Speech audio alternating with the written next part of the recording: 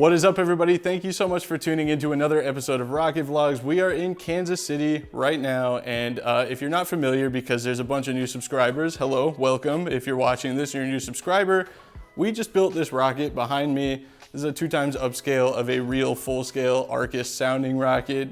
It is as crazy as it sounds, and you can go check out the video in the top right corner of us building it right now. But when you last saw this thing on my channel, it was just getting sanded, and we had spent about 10 hours sanding it. Taylor has been putting in crazy work getting this thing painted and ready to fly. So you go check out his channel in the description. Do you make a video of painting it? It's not out yet. Well, but you shot one. Okay. Go check out his channel in the description, and you can watch the whole process of painting and sanding and finishing this 16-foot tall rocket. But now it's time to finish it. It's time to go fly it. And I have made a grave mistake in this whole finishing process, which we'll get to later. It's not a big deal, it's fine.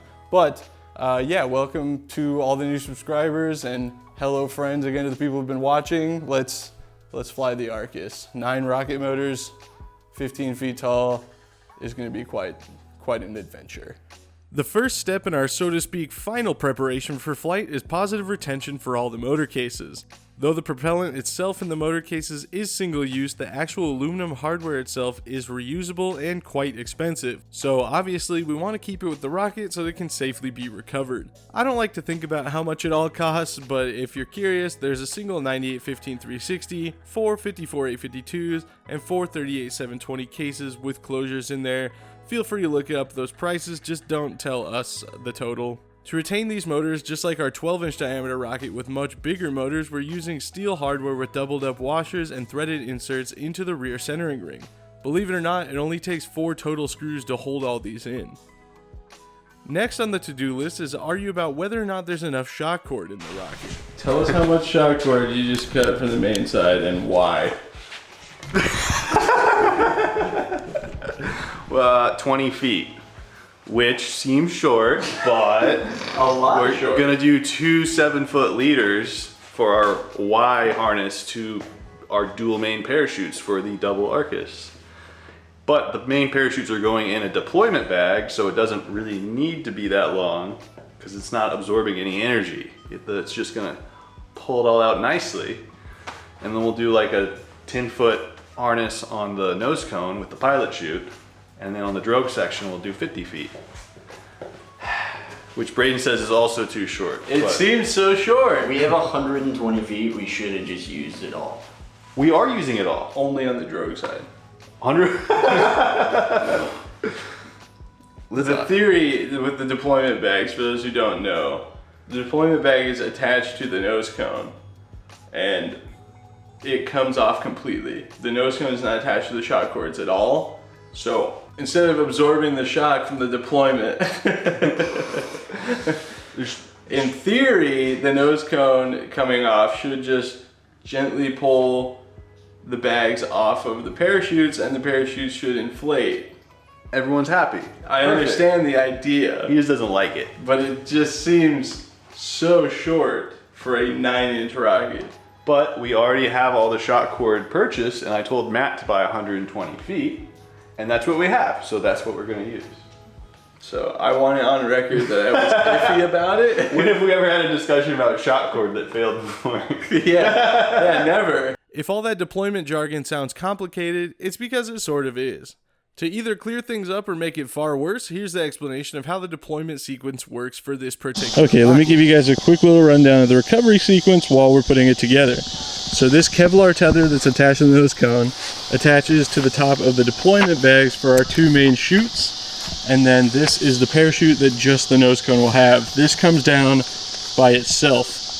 That function serves to pull the nose cone off of the 2 deployment bags, which stay with the nose cone, and the parachutes are attached to our upper section there. So this is effectively pulling the bags off the chutes for nice, smooth, slow deployment like you guys saw on our 12-inch Punisher flight. That'll happen at 1,500 feet, but at the top, what we have over here is this separation point. This is our drogue side. So those new to rocketry, drogue chute comes out at the top, slows the rocket down just enough to keep it from, coming in ballistic, but keeps it so that it doesn't drift so far away that we have to go for a nice long walk to pick this huge rocket up. So At apogee, the highest point of the flight, this port separates and it comes down under its own chute until the electronics in here realizes 1,500 feet and it'll fire the secondary charge that's going to release our main parachutes. And there you go. That's an extremely complicated setup because we thought it would be fun. Clear? Good. Let's do some ground testing. We use small black powder charges controlled by onboard computers to deploy the parachute systems at our desired altitude. In addition, we use nylon screws designed to shear with these ejection charges to hold pieces of the rocket together until it's time for them to separate. That's why you see Taylor drilling holes into the rocket right here. To ensure we've got enough oomph, we test the charges on the ground like so. 3, 2, 1.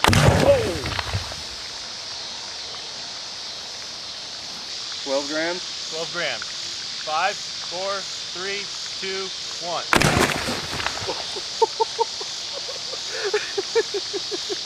And we maybe overdid it a tad. We'll pull those charges back a little bit for the actual flight, but we know it'll separate, so we're golden.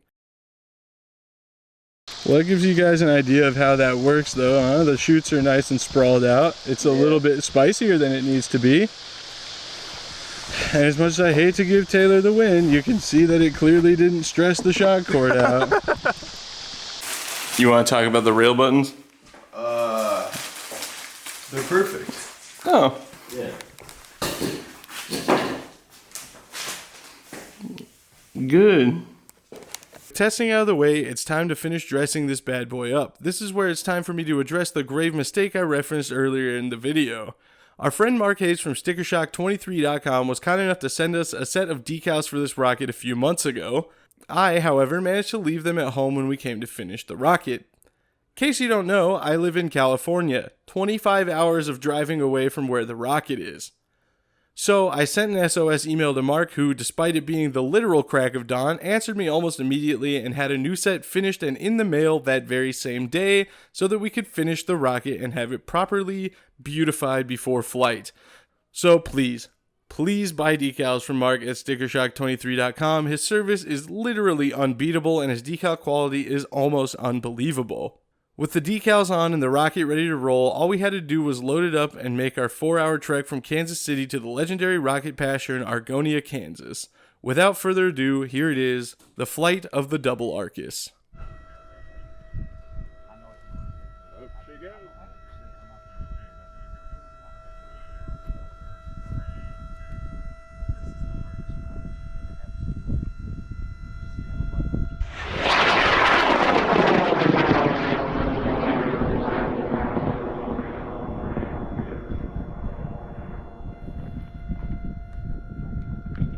Anti-gravity group: Taylor Jesse, Shane Harris, Matthew Myers, and Braden Carlson. Bunch of crazy young men that do some amazing things. They're from California and Missouri and probably a whole bunch of other places too. They built a Double Arcas, a 2X upscale Arcas rocket. In doing this, you end up with a 100-pound rocket. If you're gonna fly a 100-pound rocket, you gotta have a motor. The Double Arcas is gonna fly with an N2000, 4 J275s, and 4 J350, so a total of 9 motors. It's coming out of Buster, our big tower that's out there at the 80s pad on the horizon. The main will come out at 1,500 feet. You guys ready? 1,500 feet before it. Yeah. Here we go. The anti-gravity group. Doing it again. In 5, 4, 3, 2, 1.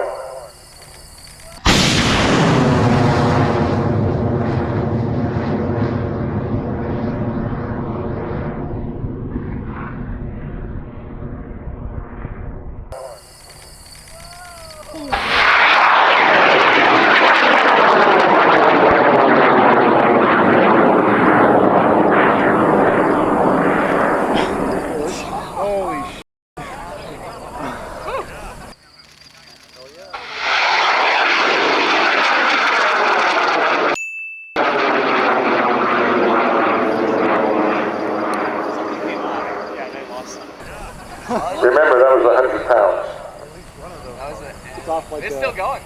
Yeah. Oh, it deployed one of the stages right there. Yeah, there it is. I'm surprised it hasn't I don't know if they all lit. That doesn't look like 13,000. But it's still pretty impressive. Yeah. Not like... Taylor. What? Something came off of it. What? Huh? Something came off of it.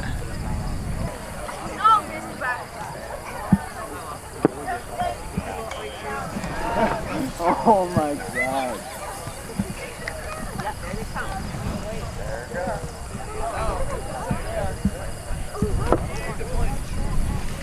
See it?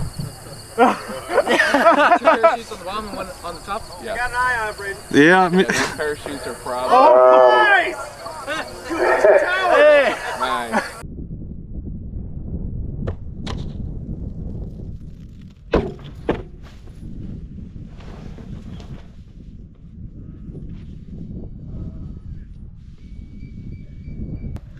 I don't know if this camera's running or not, but that best recovery ever. Dude, it hit the pad it took off from. Yeah. That is never gonna happen again. No. That was as perfect as that aspect of it could have been. I saw some stuff in the camera while I was watching it through the camera. I'm not thrilled about it. So Yeah, I saw a small glare. yeah, It was falling. I saw what looked like little pieces, which from thousands of feet could be motor cases just spraying all over. Yeah. But it was coming down fast enough that I think the 98's in there still. Yeah. Yeah. But we might have dumped a couple 852s. How is that possible? How is that possible? I took a lot of pictures That's before cheating. you laid the short over the hydraulic line. Oh my god. Yeah, you're gonna have recovery video on the pad camera. That's insane. Are all the motor cases in it? I didn't look. Okay. They're all in there? Look, it's Taylor. Hey. Alright, well, I've been doing a really bad job of keeping up with what we're doing at AIRFest, but I did film our flights for the most part. No, all of them. So I'm just going to show you guys our flights real quick, but I did want to make a little intro here and give our friend Jonathan, who's, he said he's 13, right? Yeah. And he flew a 3-inch Punisher on L1000 to like 15,000 feet, and he's just been going hard in the paint all weekend. And they flew out here and they couldn't travel with motors, so they asked if we wanted to fly this I-500. So Postart's going to put this I-500 in his Formula 75. So, shout out Jonathan. This is a good motor. Great motor even, honestly. Am I right? Yeah, it's super hard. What do you got in the little Sumi? I-218. I was gonna go bigger, but Braden didn't bring a shoot release for me to use.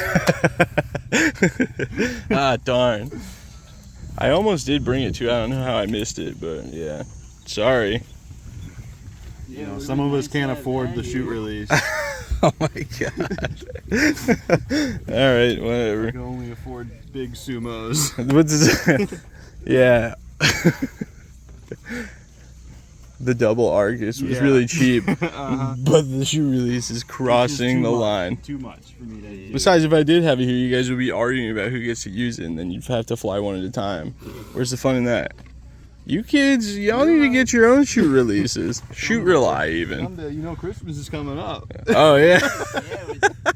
Long story short, the 1/2-inch all-thread running through our nose cone snapped off, but somehow the coupler managed to stay in place when the nose cone came off, and the 4 nylon shear pins held it in, so the recovery stuff all worked perfectly.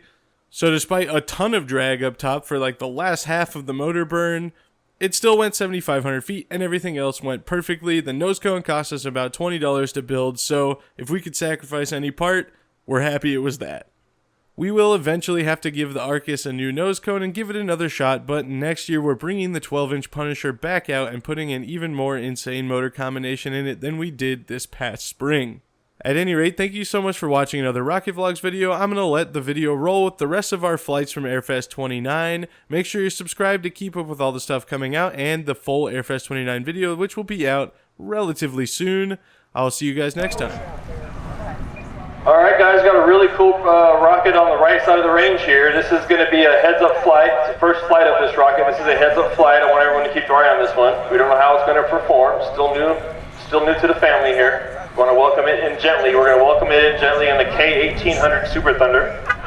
That's how we kind of do it in Argonia. This is Taylor Jesse from Kansas City, Missouri. He's got a 7.5-inch Sumo, upscale of the Aerotech kit, scratch built, weighing 30 pounds. It's got a radio tracker, and he's got altimeter deploy with the main coming out at 1,000 feet. So I think the radio over there, they got their cameras, ready to rock and roll. Clear sky, clear range. Large Sumo on the right side of the range. Heads up flight, guys. We're going in 5, 4, 3, 2, 1, launch. Oh yeah. Another good flame to rocket ratio. It is arcing over there. There's our event. There we go. Very nice. Nicely done, guys. Very nice.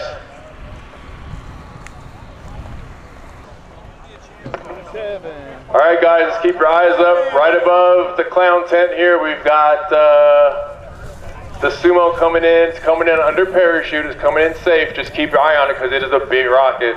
On 66, Brandon Carlson, like I said, from Victorville, has the Dreamsicle Punisher Wild Thing kit.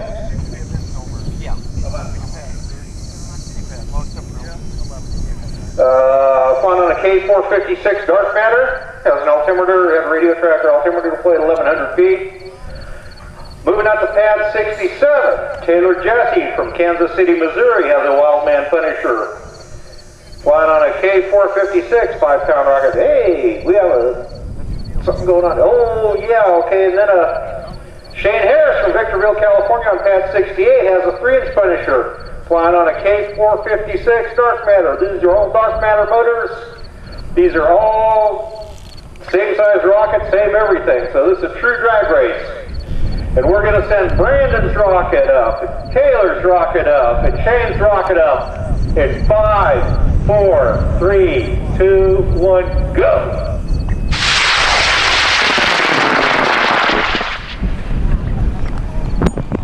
That's cool. Wow, those For the 30 pads, on the left side of the 30 pads, we got a really cool looking rocket. It's a banana rocket. It looks just like a banana peel. It even has a little black tip and everything. That belongs to Taylor Jesse from Kansas City, Missouri. The name of the rocket is Banana. It is scratch built, going up on an Aerotech H130. This is on path 31. We got continuity, we've got a nice clear range and clear skies, and we are going in 5, 4, 3, 2, 1, launch.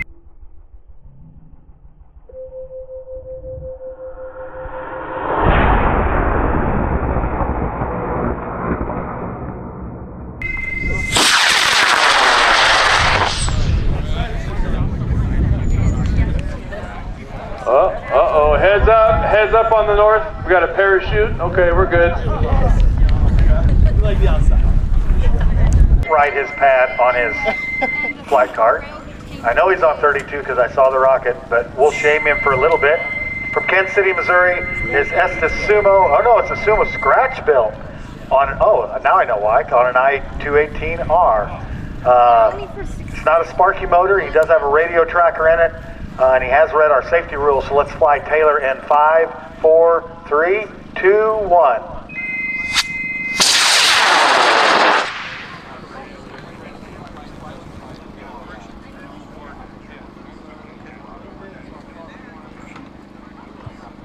Hey. Looks like we have an event. Good. Move over. One more. Also didn't write his pad number down on his cart. So, from Victorville, California, Formula 75 Mad Cow kit on an I-500. And he is ready to fly in 5, 4, 3, 2, 1. That was sporty.